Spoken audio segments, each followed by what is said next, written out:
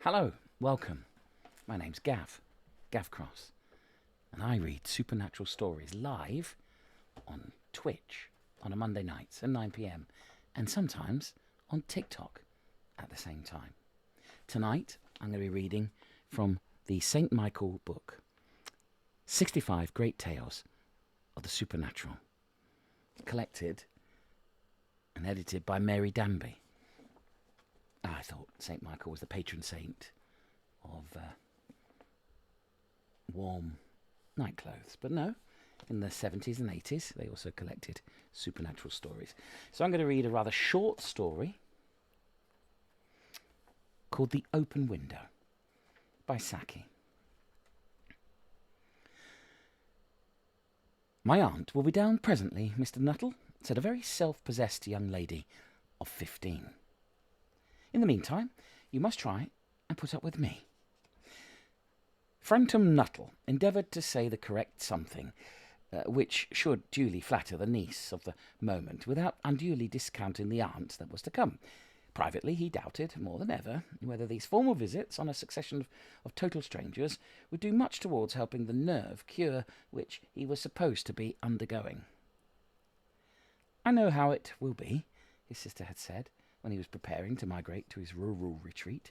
You will bury yourself down there and not speak to a living soul, and your nerves will be worse than ever from moping. I shall just give you letters of introduction to all the people I know there. Some of them, as far as I can remember, were quite nice. Frantum wondered whether Mrs. Sappleton, the lady to whom he was presenting one of his letters of introduction, came into the division. Do you know many of the people round here? Asked the niece, when she judged that they had had sufficient silent communion. Hardly a soul, said Frantum. My sister was staying here at the rectory, some 4 years ago, and she gave me letters of introduction to some of the people here. He made the last statement in a tone of distinct regret. Then you know practically nothing about my aunt? Pursued the self-possessed young lady.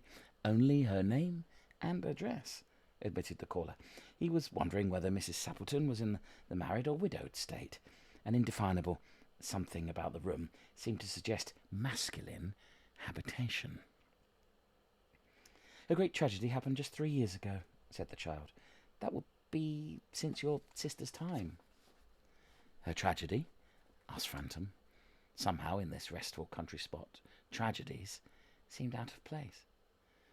You may wonder why we keep that window wide open on an October afternoon, said the niece, indicating a large French window that opened onto a lawn. It's quite warm for the time of year, said Frantum, but has that window got anything to do with the tragedy? Out through that window, 3 years ago to a day, her husband and her 2 young brothers went off for their day's shooting. They never came back. In crossing the moor to their favourite snipe shooting ground, they were all 3 engulfed by a treacherous piece of bog. It had been that dreadful wet summer, and places that were safe in other years gave way suddenly without warning. Their bodies were never recovered. That was a dreadful part of it. Here the child's voice lost its self-possessed note and became falteringly human. Poor aunt always thinks that they will come back some day.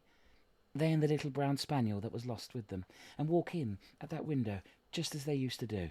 That is why the window is kept open every evening till it's quite dusk. Poor dear aunt. She has often told me how they went out, her husband with his white waterproof coat over his arm, and Ronnie, her youngest brother, singing Bertie, why do you bound, as he always did to tease her, because she said it got on her nerves.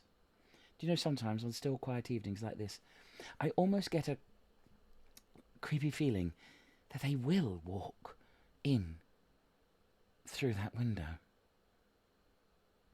She broke off with a little shudder. It was a relief to Frantum when the aunt bustled into the room with a whirl of apologies for being late in making her appearance. I hope Vera has been amusing you, she said. She was very interesting, said Frantum. I hope you don't mind the open window, said Mrs. Sappleton briskly. "My husband and brothers will be home directly from shooting, and they always come in this way. They've been out for a snipe in the marshes today, so they'll make a fine mess over my poor carpets. So like you menfolk, isn't it?"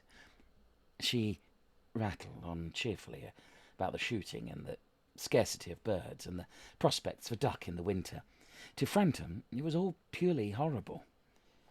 He made a desperate but only partially successful effort to turn the talk onto a less ghastly topic. He was conscious that his hostess was giving him only a fragment of her attention, and her eyes were constantly straying past him to the open window and the lawn beyond. It was certainly an unfortunate coincidence that he should have paid his visit on this tragic anniversary. "The doctors agree in ordering me complete rest, an absence of mental excitement, and avoidance of anything in the nature of violent physical exercise," announced Frampton, who laboured under the tolerably widespread delusion that total strangers and chance acquaintances are hungry for the least detail of one's ailments and infirmities, their cause and cure. "On the matter of diet, they are not so much in agreement," he continued. "No?" said Mrs. Sappleton, in a voice which only replaced a yawn at the last moment, when she suddenly brightened into alert attention, but not to what Frampton was saying. "Here they are! At last!" she cried. "Just in time for tea. And don't they look as if they were all muddy up to the eyes?" Frampton shivered slightly and turned towards the niece, with a look intended to convey sympathetic comprehension. The child was staring out through the open window with dazed horror in her eyes. In a chill shock of nameless fear, Frampton swung round in his seat and looked in the same direction. In the deepening twilight, 3 figures were walking across the lawn towards the window. They all carried guns under their arms, and one of them was additionally burdened with white coat hung over his shoulders. A tired brown spaniel kept close at their heels. Noiselessly they neared the house, and then a hoarse young voice chanted out of dusk, "I said, Bertie, why do you bound?" Frampton grabbed wildly at his stick and hat. The hall door and the gravel drive and the front gate were dimly noted stages in his headlong retreat. A cyclist coming along the road had to run into the hedge to avoid imminent collision. "Here we are, my dear," said the bearer of the white mackintosh, coming in through the window. "Fairly muddy, but most of it dry. Who was that who bolted out as we came up?" "A most extraordinary man, a Mr. Nuttall," said Mrs. Sappleton. "Could only talk about his illness, and dashed off without a word of goodbye or apology when you arrived. One would think he'd seen a ghost." "I expect it was the spaniel," said the niece calmly. "He told me he had a horror of dogs. He was once hunted into a cemetery somewhere on the banks of the Ganges by a pack of pariah dogs, and had to spend the night in a newly dug grave, with the creatures snarling and grinning and foaming just above him, enough to make anyone lose their nerve." Romance, at short notice, was her speciality.